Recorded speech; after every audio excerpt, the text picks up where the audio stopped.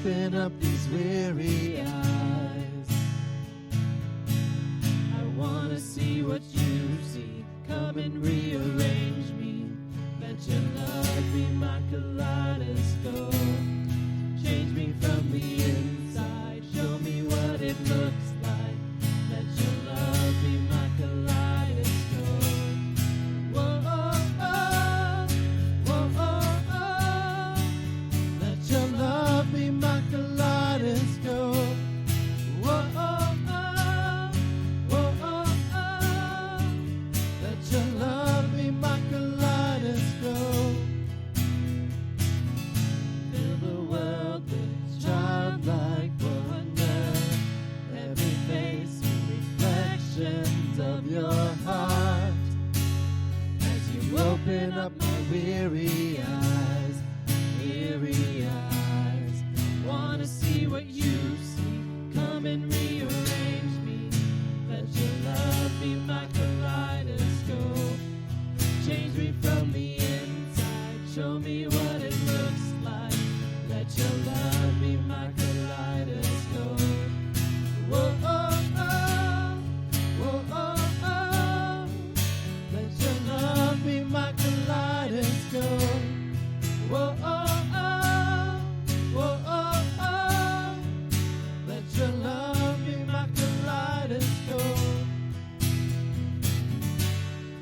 Heaven's eyes, heaven's eyes.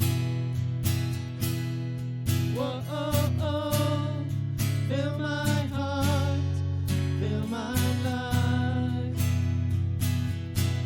I wanna see what you see. Come and rearrange me. Let your love be my kaleidoscope. Change me from the inside. Show me what it looks like. Let your love be my kaleidoscope. Whoa, oh, oh. Whoa, oh, oh.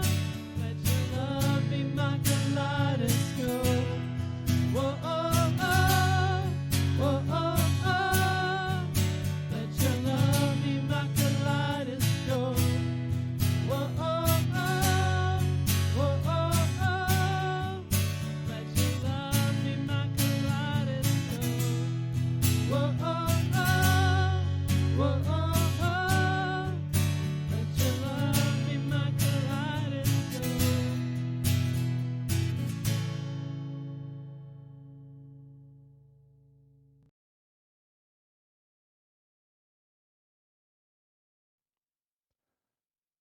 Good morning, Red River Church, and everyone watching online this morning with us. Excited to be with you this morning virtually and to worship together and to hear a message from Ron. This morning I just want to offer up some music to God and invite you to worship from home or wherever you're at, however you choose, whether you want to sing along or just listen and watch the words on the screen. It's up to you. We won't know what you're doing. If anyone acknowledges that Jesus is the Son of God, God lives in them and they in God. And so we know and rely on the love God has for us. God is love. Whoever lives in love lives in God and God in them. This is how love is made complete among us, so that we will have confidence on the day of judgment. In this world we are like Jesus. There is no fear in love, but perfect love drives out fear, because fear has to do with punishment. The one who fears is not made perfect in love. We love because he first loved us.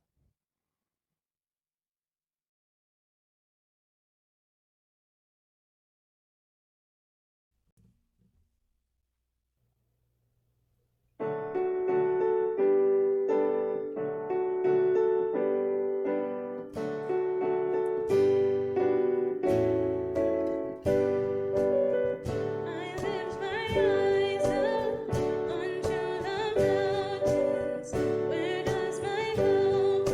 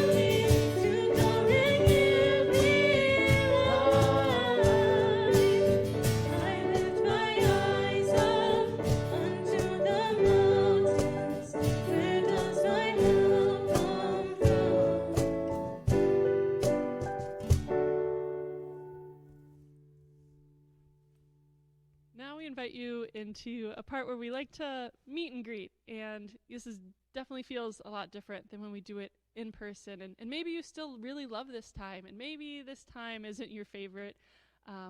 But, sometimes we put the meet and greet a little bit longer, sometimes a little bit shorter. We definitely have people who like it both ways. So I just encourage you to do what you want during this time. Type in the comments, say that you're watching, or just hi, maybe type out a prayer or share a Bible verse or something that means a lot to you right now. Reply to someone else's. On Facebook, you can like each other's, or maybe you just put a heart up or do one of those new hug ones that they have. Or maybe you take this time just to be in silence and pray and see what God wants to communicate with you during this time. He also wants to reach out and greet us as well. So I just invite you into this time, however it may look for you.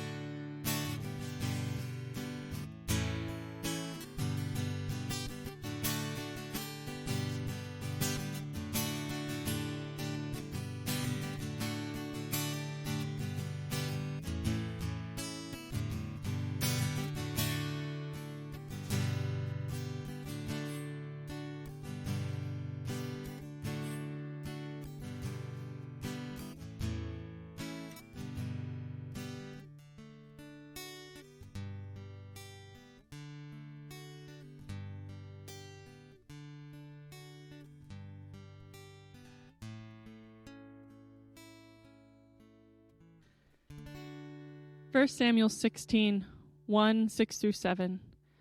Now the Lord said to Samuel, "How long will you mourn for Saul?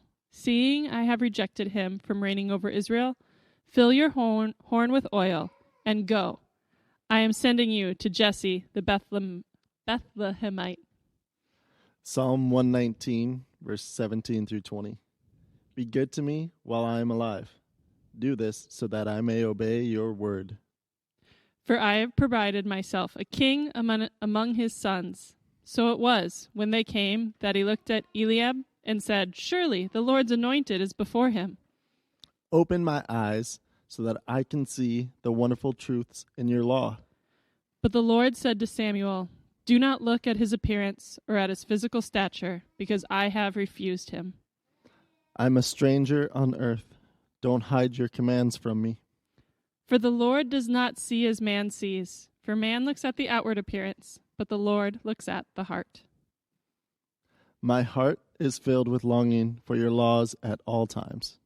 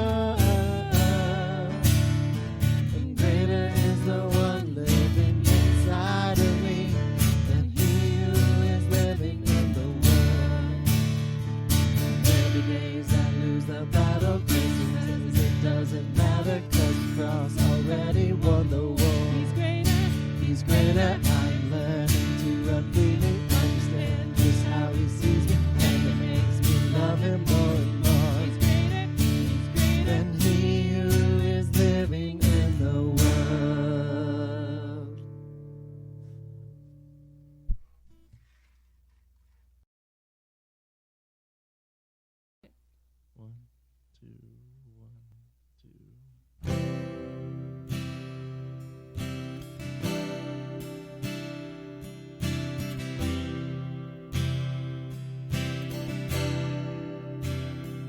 When peace like a river attendeth my way, when sorrows like sea billows flow, whatever my lot, Thou hast taught me to say, it is well with my soul.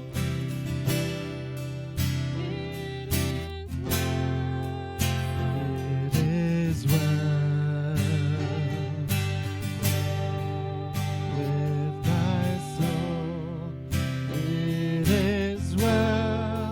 It is well with my soul.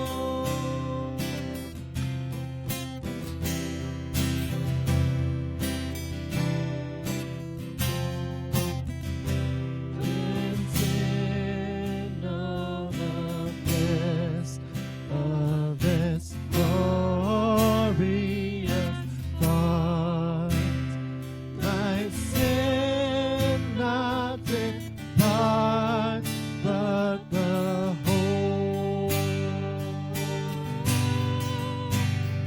is nailed to the cross, and I bear it no more. Praise the Lord, oh my soul.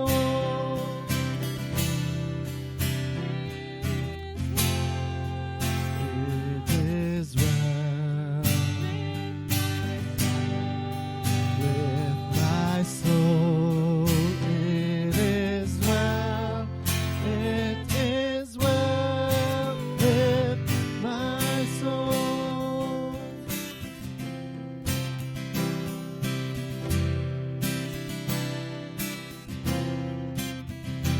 And Lord, haste the day when my faith shall be sight, the clouds be rolled back as the scroll,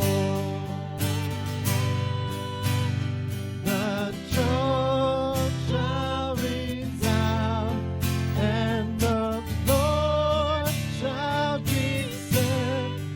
Even so, it is well with my soul. It is well with my soul. It is well with my soul.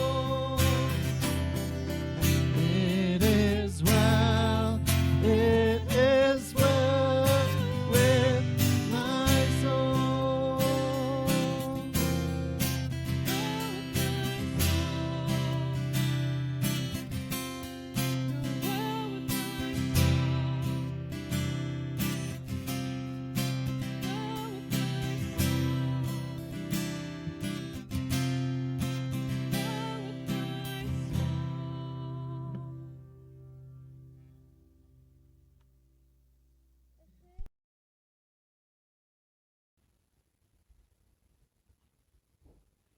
Well, good morning, everyone, and welcome once again. Thanks for joining us, whether it's on YouTube or Facebook.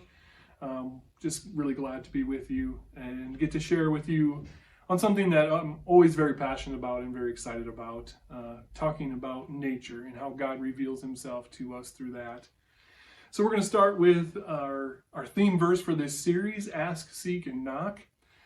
So Matthew 7, verses 7 through 8. Ask and it will be given to you. Seek and you will find. Knock and the door will be opened to you. For everyone who asks receives. The one who seeks finds. And to the one who knocks, the door will be opened. And it's just a reminder that when we ask and when we seek and when we knock, God gives good gifts. He gives us things to remind us about him and who he is. And those are good things. And so this morning, as we talk about nature, I want to just start with inviting you to take a moment, and hopefully this is something you can do from your home better than we could at church, because at church we have, tiny little windows on the side. So here at your home, just stop and take a look outside. Look out the window, the closest, biggest window you have, and what is it that you see? What is it that God has put out there for you to get to enjoy today that will show you who he is and what he has created for you to enjoy? And as you look out your window, let me read from Psalm 145. They speak of the glorious splendor of your majesty, and I will meditate on your wonderful works. We're encouraged here to meditate on God's works, to take moments and look at his creation and what he has surrounded us with, and to let them speak to us about who God is. Now, there's lots of other scripture passages that are going to talk about this, and we're going to jump into a few of them today. The first is Job 12, verses 7 through 10. But ask the animals, and they will teach you, or the birds of the air, and they will tell you, or speak to the earth, and it will teach you, or let the fish of the sea inform you. Which of all these does not know that the hand of the Lord has done this? In his hand is the life of every creature, and the breath of all mankind. Job is visiting with his friends in this passage, and they're asking him, why aren't you questioning God? And part of Job's response is, what about all of this that I see God speaking to me through it? And he draws our attention to the animals. They will teach you. And he's not saying go up to an animal and ask them, right? He's saying look at them and they will teach you. And so for us, visualize, imagine, use your imagination to think of all of the animals in our world and which ones maybe specifically most help remind you of God, from the smallest to the largest. Okay, maybe it's a baby animal of some sort. I know around my house, anytime there is a baby, especially like a baby puppy or any other sort of baby animal on a phone or on a picture or on a TV, it's quickly followed with oohs and ahs, right? Oh, and because they're so cute and they're so adorable, right? And all of that is true. Yes, they are very cute, and yes, they can help remind us of an amazing God, a God who created such intricate and beautiful things. I remember as a child having lambs on the farm, right? And they were so soft and so cute, right? And they would run around and their little tails would wag, and they're just 100 times cute, right? And all of that just reminds us of who God is and some of his ability to communicate to us. We can go from the smallest to the largest, from the baby animals to, I don't know for you, but like a cheetah running, there's something amazing in that. Just the power, the speed, the grace with which they run. And all the way to the biggest animals, right? From a loping elephant or giraffe, right? They just have an ability to kind of inspire us and draw us into awe at their size, their immensity, and yet the gracefulness with which they walk. The author then, Job, also then talks about the birds of the air, and they will tell you. And I don't know, I remember early in our marriage, we lived in an old farmhouse, and there would be an owl every once in a while that would perch itself in there was a giant ash tree, box elder tree in our backyard. it would perch itself in there, and some nights we would hear it hooting. And it was just an incredible sound, just so peaceful, so steady, right? And Jody and I, we would nudge each other and just be, oh, the owl's back, right? And it would always be so cool, just kind of a sweet reminder. And, you know, there are other things like the morning doves cooing in the morning, and eagles soaring majestically over the Red River, right? Those are just some things I know I've seen around here as well. And each one of those just tell of God. They are painting a picture for us. They're telling us that God is graceful and majestic, and he's all of those things, and he's speaking to us through them. He also goes on then to say, speak to the earth, and it will teach you. Once again, obviously, we're not going to speak to the earth, but the earth certainly speaks. Think of all the different landforms and landscapes that you've seen in your life, and how maybe it's a mountain range, and you've seen the snow-capped mountains of the Rockies, or wherever it is you may have been, and how their immensity just brings you into awe of who God is and how God put them there, and they can make us feel so small. Same thing with rivers, right? Rivers really do speak to us, whether it's a huge river like the Mississippi, or a small river that you've maybe sat beside and just listened to the trickle of the water. And those rivers can be so pure, so clean, and just kind of speak a language of their own that kind of just soothes our soul. And it's really God speaking to us, reminding us of the peacefulness and also the power that comes behind flowing water. And if you're lucky enough, sometimes those rivers lead to waterfalls. And my family and I had the opportunity to go on a vacation out to Duluth a few years back, and we went and found as many waterfalls as we could, and each one of them had an ability to sort of take your breath away, right? The crashing of the water, the kind of the temperature of the water, whatever it may be, kind of just whooshing out and hitting you in the chest and helping you just experience it in a deeper level. And those waterfalls can just speak to us about God's power as well, and draw us in, especially in that moment when you kind of your breath is just taken away, that first sound of it that you hear. And then we get to live in the plains of North Dakota or the upper Midwest, and hopefully they haven't grown old on you, because you know the grass waving in the wind is beautiful. And I remember a few years back, Jody and I were coming back from Rocky Mountain High with the youth group kids, and you know, we were up in the mountains for those few days, and when we were getting closer to Fargo, I remember pointing to Jody and pointing at a radio light that was out in the distance, and I said, that's 40 miles away. And we couldn't help but chuckle. Like, imagine that, 40 miles. We're looking 40 miles, and that's one of the beauties of the plains. You can just see and see and see, right? And there's a beauty in that as well. Same thing goes with deserts and the sand and the rock formations. I've never had the opportunity to really go see a bunch of them out in Utah and stuff, but I know people who have, and they're incredible how some of them rocks are placed on top of one another, and the different formations that they make. And then also the canyons, right? And if any of you ever had the chance to see the Grand Canyon or something similar to it, the immensity of it is awe-inspiring. God speaks to us through all of these things. He wants us to be in awe. He wants to impress us with his nature. The author doesn't even stop there. He continues on, and let the fish of the sea inform you. And, you know, if any of you have ever seen underwater footage of schools of fish swimming, right, in unison together, there's something beautiful about it. Or maybe you've had the opportunity to see dolphins swimming alongside maybe a boat you were in or something like that. And they're so beautiful, and then the way they speak to one another, the chatter that they use with one another, all of that is really something.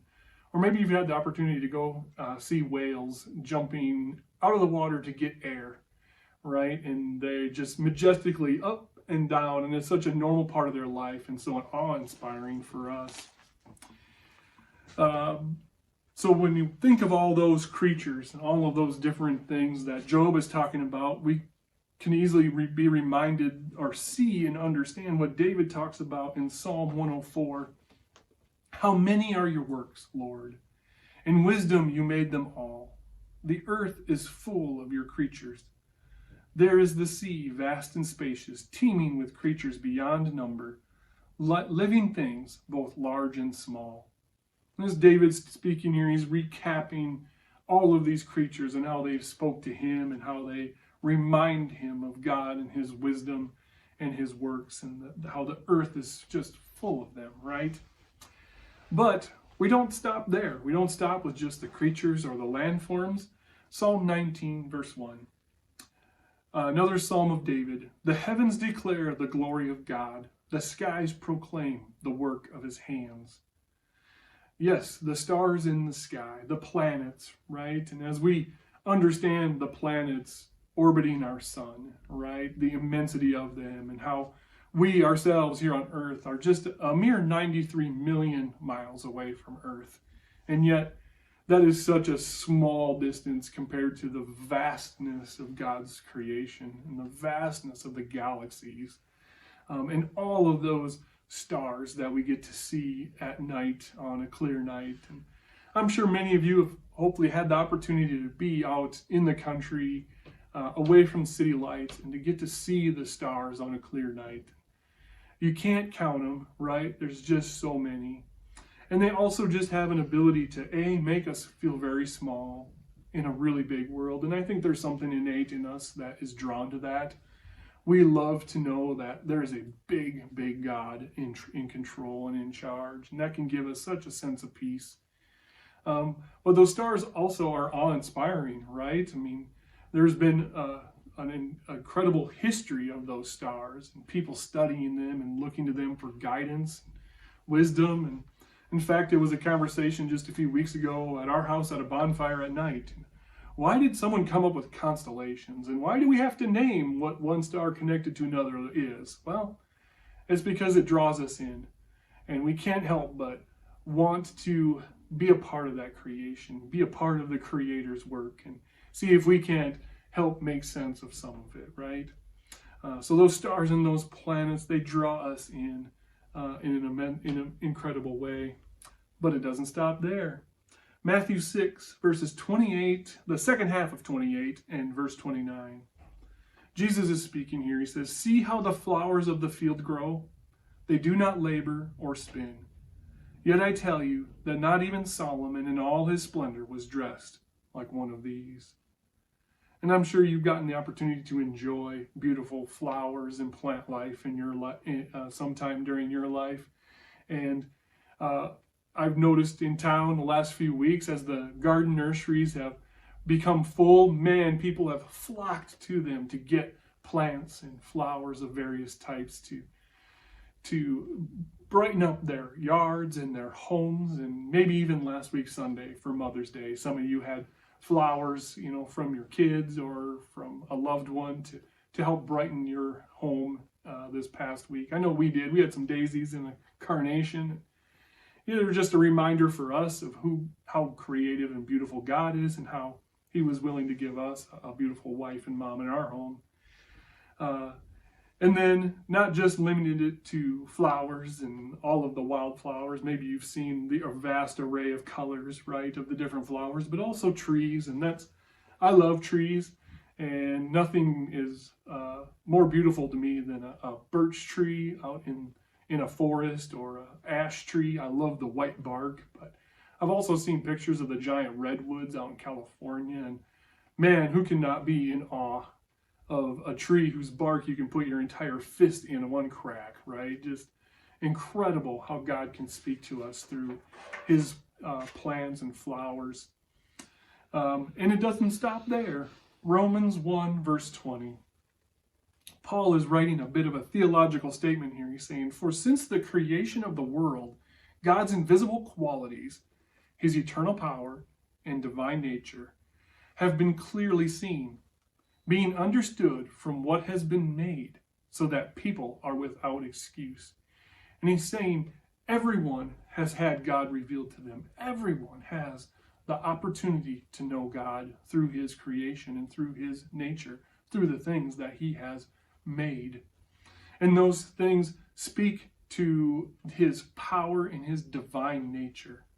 And as I thought about those two things, I couldn't help but tie in what I title events in nature. Okay? So let's start with the sunrise for you morning people. How many of you love a beautiful sunrise? I know that there was a time when I was in college where there was a little lake I would drive by on my way from my home to the college I was attending. And I couldn't help but slow down once in a while when I knew it was a clear, when it was a clear morning and the sun was coming up, to see the sunrise up over that little lake and get the reflection of the sunrise, where you'd get to see two of them, right? And it just would be awe-inspiring. Same thing for maybe you night people, the sunset, right? And watching it go down, watching the sun go down, and the orange becoming more brightly orange and maybe even a little purple in the sky, right? And it just draws us into the beauty of God and to who God is. Beyond that, other events, maybe lightning, right? Whether it's a straight bolt from the sky straight down, then you know what's coming next, right?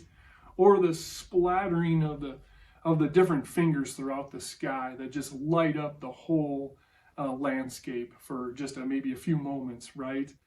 And that power that's behind that lightning, and you know what's coming next, right? You know that crash is coming. And man, sometimes if you're close enough, that crash can not just shake you to your bones, but shake your house, right? I remember living out on the plains in an old farmhouse, and man, there was a few times a roll of thunder, we thought the house was going to come down, right? It just really shook everything, let everything settle. Those things speak about who God is. They show us who he is, his power, his might, and his divine nature. I want to wrap up last of these with wind. And I know we live in the upper Midwest, and the wind can be a bit tedious sometimes. We might get a little sick of it. We might complain about it a little bit once in a while. But it is such an incredible thing, the way it blows here and there and fills in different gaps. I'm always amazed when I'm tucked in behind like my house, and I think I'm on the safe side of the house, away from the wind, and yet once in a while that wind will whip around and you'll still get blasted by it, right? It's just incredible how it does that. And I know there's lots of physics to it, but I just appreciate it for what it is. And to realize without that wind, we would certainly struggle, especially plant life needs that wind to help keep it aerated and things like that. But it also reminds me of what Jesus said, and he couldn't have used a better, more appropriate and descriptive word than the wind when he talked about the Holy Spirit. And so whenever we see that wind and hear the wind and feel the wind, may we be reminded of that Holy Spirit and how it goes where God directs it. And it can certainly be challenging, but also exhilarating thing. I don't know about you, but I remember as a little kid on a windy day, puffing myself up with the wind at my back and letting it blow me, especially on really gusty days, right? And there was a certain freedom to that as it blew you and you kind of let it guide you where it would. Well, I pray that kind of faith can be a part of what our lives look like as we let the Holy Spirit blow us to where God desires for us to go. I want to wrap up with one last thing that creation reveals to us, that nature reveals to us. And some of it comes from Romans 8 and then also Isaiah 11. Creation awaits for Jesus' return as well. So Romans 8, I'm going to start at verse 19. The creation waits in eager expectation for the sons of God to be revealed. For the creation was subjected to frustration, not by its own choice, but by the will of those who subjected it, in hope that the creation itself will be liberated from its bondage to decay and brought into the glorious freedom of the children of God. We know that the whole creation has been groaning as in pains of childbirth right up to the present time. Not only so, but we ourselves, who are the first fruits of the Spirit, groan inwardly as we eagerly await the redemption of our bodies. And it speaks to that creation waiting to be made right, just as we as human beings are waiting to be made right, to be returned to what we were like in paradise. Isaiah 11 speaks even more fully to this. And of course, this passage might be familiar to many of you. We read it oftentimes during Advent season, where it talks about the coming of Jesus, right? So chapter 11, starting at verse 1. A shoot will come up from the stump of Jesse. From his roots a branch will bear fruit. The Spirit of the Lord will rest on him, the Spirit of wisdom and of understanding, the Spirit of counsel and of power, the Spirit of knowledge and of the fear of the Lord. And he will delight in the fear of the Lord. He will not judge by what he sees with his eyes, or decide by what he hears with his ears. But with righteousness he will judge the needy. With justice he will give decisions for the poor of the earth. He will strike the earth with the rod of his mouth. With the breath of his lips he will slay the wicked. Righteousness will be his belt, and faithfulness the sash around his waist.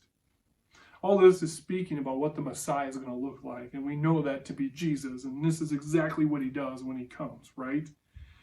But he's going to come again, and here's where we pick up then at verse 6. The wolf will live with the lamb. The leopard will lie down with the goat. The calf and the lion and the yearling together. And a little child will lead them. The cow will feed with the bear. Their young will lie down together. And the lion will eat straw like the ox. The infant will play near the hole of the cobra. And the young child put his hand into the viper's nest. They will neither harm nor destroy on all my holy mountain. For the earth will be full of the knowledge of the Lord, as the waters cover the sea. In that day the root of Jesse will stand as a banner for the peoples. The nations will rally to him, and his place of rest will be glorious. God's creation is telling us a story that we get to return to someday. And it is hoping, just like we are, and just as we spoke about a few weeks ago, the return of Jesus Christ. And we don't know when that's going to be, but we have this hope that he will come back again. With that, let's pray. Dear Heavenly Father, we thank you for your word and for your promise to continue to reveal yourself to us, to continue to speak to us and remind us, first of all, of how big you are, how powerful you are, and how you are in control, and how you have made all of these things, and they are to be a sign of who you are, a reminder of what you can do. And we are included in that creation, Lord, so may we be humbled by how you have created us, beautiful on the inside and out. And Lord, we come to you and we ask for wisdom and guidance in our lives, that you continue to give us a sense of your presence, a sense of direction in our lives, to follow you with our whole heart, mind, soul, and strength. May we be eager to seek, ask, and knock, and to look to you in each and every situation in our lives. We thank you for Jesus Christ and for how he continued to reveal you to us and show us who God is and how a relationship with you looks. We also, Lord, thank you for the Holy Spirit that travels to us like wind. May we never try to control it, but be steered and guided by it.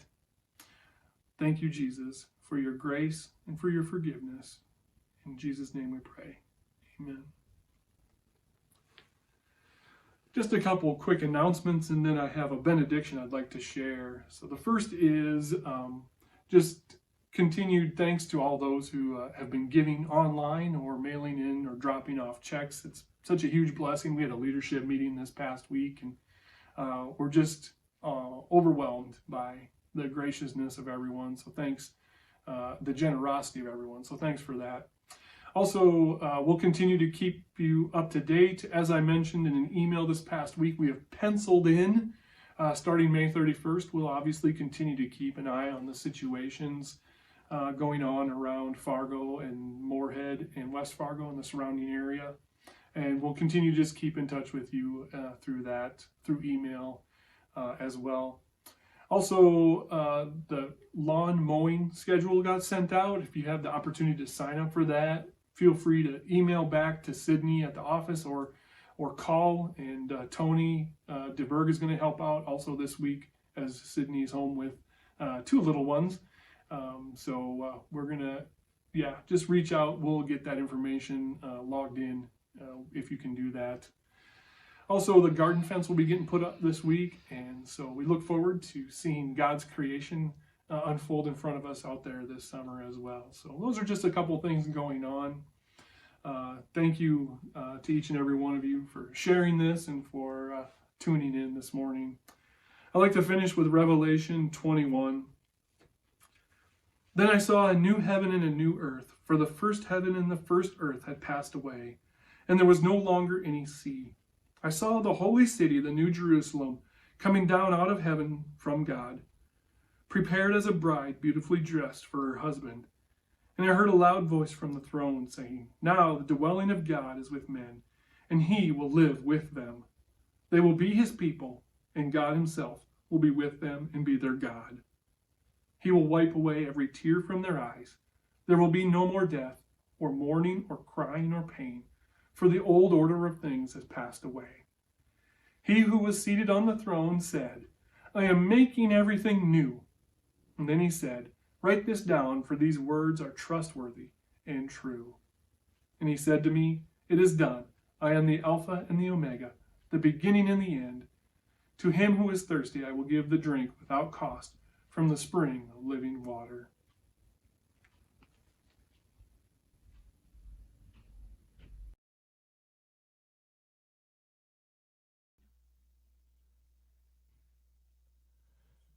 Do not lay up for yourselves treasures on earth, where moth and rust destroy, and where thieves break in and steal. But lay up for yourselves treasures in heaven, where neither moth nor rust destroys, and where thieves do not break in and steal. For where your treasure is, there your heart will also be. Matthew chapter 6, 19 through 21.